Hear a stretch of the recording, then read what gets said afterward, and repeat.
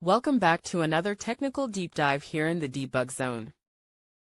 Today, we're tackling a big question and breaking it down with insights from other users. Hopefully, this clears up some misconceptions and helps you get the answer you need. So buckle up, stay a little curious, and let's jump right in.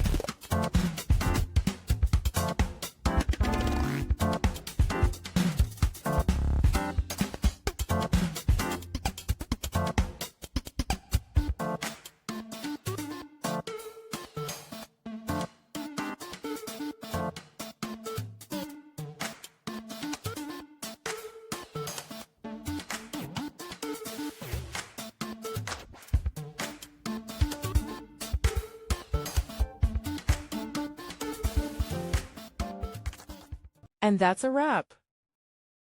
I hope you found the answer you were looking for. If you did, take a second to hit that subscribe button. It really helps out. And let me know in the comments which solution worked best for you. See you next time in the debug zone.